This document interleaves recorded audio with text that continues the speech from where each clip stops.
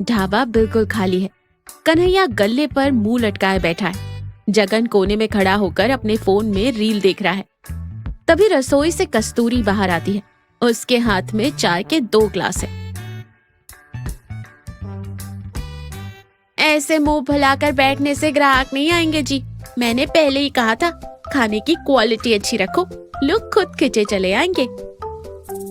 अरे ज्ञान मत बांट कस्तूरी, आजकल क्वालिटी कोई नहीं देखता, सबको बस सस्ता चाहिए। मेरे दिमाग में एक ऐसा आइडिया आया है कि कल से यहाँ लाइन लग जाएगी। भगवान ही बचाए आपके आइडिया से। अब क्या नया तूफान खड़ा करने वाले हो? जगन, ओए जगन, वो फोन छोड़ और मेरी बात सुन। हाँ भैया, बताओ कौन सी रील बनानी है? रील बाद में बनाना। जा, बाहर सड़क पर एक बड़ा सा बोर्ड लगा, उस पर लाल रंग से बड़े बड़े अक्षरों में लिख, world famous king of paratha, केवल 10 रुपए में गर्मा गर्म आलू पराठा। 10 रुपए में आलू पराठा? दिमाग तो ठीक है आपका। 10 रुपए में तो आजकल सादा पराठा नहीं बनता, आलू कहाँ से लाओगे? अब वो मेरा सीक्रेट है कस्तूरी। जगन, तू जा और बोर्ड लगा, साथ में एक तगड़ी सी रील भी बना दे, 10 रुपए का पराठा राजा। अरे वाह भैया, अभी करता हूँ। #10 रुपए पराठा, #ढाबा किंग। फिर जगन भागकर बाहर जाता है। कस्तूरी असहमति से सिर हिलाते हुए वापस रसोई में चली जाती है। ढाबे के बाहर अगले दिन दोपहर का समय, बोर्ड लग चुका है। गांव का सबसे कंजूस आदमी सुखदेव रास्ते से गुजर रहा है। तभी उसकी नजर बोर्ड पर पड़ती है 10 रुपए में आलू पराठा? इस महंगाई के जमाने में 10 रुपए का आलू पराठा? कन्हैया तो पक्का पागल हो गया है। इससे पहले कि इसे अपनी गलती का एहसास हो, मैं 4-5 पराठे खा लेता हूँ। फिर सुखदेव खुशी से ढाबे के अंदर जाता है और कुर्सी पर नवाबों की तरह बैठ जाता है।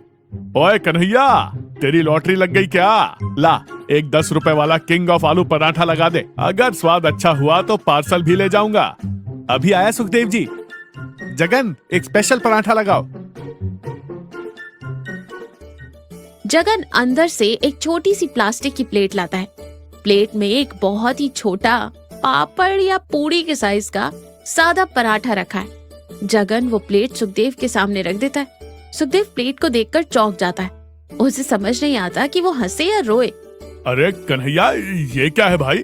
मैंने पराठा मांगा था, तूने मठरी लाकर रख दी। ये तो पूरी से भी छोटा है। यही तो है 10 रुपए का किंग पराठा। अरे पर इसमें आलू कहाँ है? ये तो बिल्कुल खाली है। तूने आलू पराठा लिखकर बोर्ड लगाया है ना बाहर? सुखदेव जी, यही तो हमारा स्पेशल कॉन्सेप्ट है। हमने आलू उबाले और फिर उस आलू वाले पानी से ये आटा गूंथा है, तो तकनीकी रूप से ये आलू पराठा ही हुआ ना। 10 रुपए में हम असली आलू थोड़े ही भरेंगे। हाँ बाबूजी, इसका नाम है फील गुड आलू पराठा। आप आंख बंद करके खाइए, आपको आलू की फीलिंग पक्का आएगी। हे भगवान, इस कन्हैया ने तो मुझे भी ठग लिया। आलू के पानी का पराठा? तू नर्क में जाएगा कन्हैया। फिर गुस्से में जेब से 10 रुपए का नोट निकालकर मेज पर पटकता है और बड़बड़ाते हुए चला जाता है। कन्हैया और जगन जोर जोर से हंसने लगते हैं।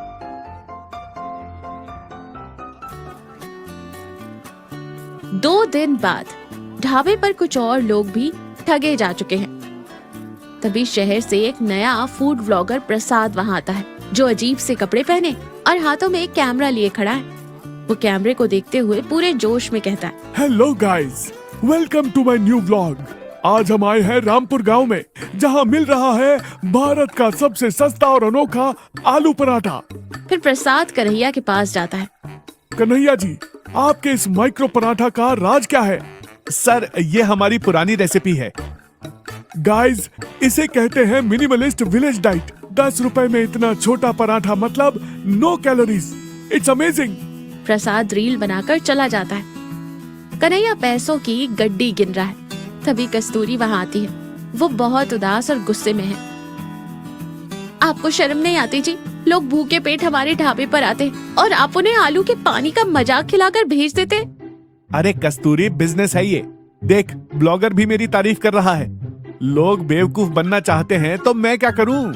खाना कोई मजाक नहीं है कन्हैया जी। कोई इंसान अपने पसीने की कमाई देकर खाना इसीलिए खरीदता है ताकि उसकी भूख मिट सके। किसी की भूख के साथ धोखा करना सबसे बड़ा पाप है। याद रखना, ये 10-10 रुपए की बेईमानी एक दिन बहुत भारी पड़ेगी। कस्तूरी आंखों में आंसू लिए वहां से चली जाती है। कन्हैया कुछ सेकंड के लिए सोच में पड़ता है, पर फिर पैसों को देखकर मुस्कुराने लगता है। कुछ दिनों बाद शाम का समय, सूरज ढल रहा है। ढाबे पर जगन सफाई कर रहा है। तभी एक बहुत ही बुजुर्ग आदमी, दीनदयाल काका, धीरे धीरे चलते हुए ढाबे पर आते हैं। उनके कपड़े फटे हुए हैं और वो बहुत थके हुए और भूखे लग रहे हैं। बेटा, ओ बेटा। कन्हैया गले से उठकर कहता है, हाँ बाबा बोलिए। बेटा, मैं सुबह से पैदल चल रहा हूँ, पास के गांव जाना है। मेरी जेब में बस ये आखिरी 10 रुपए बचे हैं। बाहर तुम्हारे बोर्ड पर लिखा है 10 रुपए में आलू पराठा। क्या मुझे मिल जाएगा? मुझे बहुत जोर की भूख लगी है बेटा, चक्कर आ रहे हैं। कन्हैया एक पल के लिए रुक जाता है। उसे कस्तूरी की बातें याद आने लगती है। किसी भूखे के साथ धोखा करना पाप है। लेकिन इससे पहले कि कन्हैया कुछ बोले, जगन झट से रसोई से वो माइक्रो पराठा ले आता है। ये लो बाबा, 10 रुपए का किंग पराठा। काका के कांपते हाथ उस छोटे पराठे को उठाते हैं। वो उसे एक ही बार में मुंह में रख लेते हैं। काका की आंखों में अभी भी भूख की तड़प है। वो मासूमियत से कन्हैया की तरफ देखते हैं। बेटा, बोर्ड पर तो आलू पराठा लिखा था, पर मेरे पेट की आग तो वैसे की वैसी ही है। क्या मैंने इसे बहुत जल्दी खा लिया जो मुझे स्वाद नहीं आया? क्या 10 रुपए में इतना ही मिलता है आजकल? काका की ये मासूम और दर्द भरी बात सुनकर कन्हैया के पैरों तले जमीन खिसक जाती है। उसे अपने आप पर भयंकर घिन आने लगती है। उसे एहसास होता है कि उसने पैसों के लालच में इंसानियत खो दी है। कन्हैया की आंखों में आंसू आ जाते हैं। वो काका के हाथ से 10 का नोट वापस उनके हाथ में रख देता है। नहीं काका, ये तो जगन ने आपको सैंपल दिया था। असली पराठा तो अभी आ रहा है, आप बैठिए यहाँ। फिर भागकर रसोई में जाता है। वहाँ कस्तूरी खड़ी थी, जिसने सब कुछ सुन लिया था। कस्तूरी की आंखें भी नम थी, पर उसके चेहरे पर एक सुकून भरी मुस्कान है। उसने पहले से ही तवे पर एक बड़ा मोटा और असली आलू का पराठा डाल रखा है, जिस पर वो शुद्ध देसी घी लगा रही है। मुझे पता था मेरे पति का दिल इतना भी पत्थर नहीं हुआ है। ये ले जाओ। कन्हैया प्लेट में एक बड़ा और खूबसूरत आलू पराठा साथ में दही और अचार काका के लिए लेकर जाता है। ये लीजिए काका, हमारा असली किंग ऑफ आलू पराठा, खाइए। काका पराठा देखकर खुश हो जाते हैं। जीते रहो बेटा, भगवान तुम्हारे ढाबे में बरकत दे। और बहुत ही शांति से खुशी से पराठा खाते हैं। उन्हें संतुष्टि से खाते देख कन्हैया को पहली बार बहुत सुकून मिलता है, जो उससे उन झूठे रुपयों में नहीं मिला था।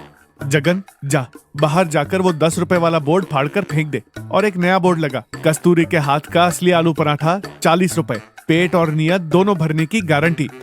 जगन खुशी से नया बोर्ड लिखने दौड़ पड़ता है। कस्तूरी रसोई के दरवाजे से कन्हैया को देखकर गर्व से मुस्कुराती है। कन्हैया हाथ जोड़कर ऊपर वाले का शुक्रिया अदा करता है।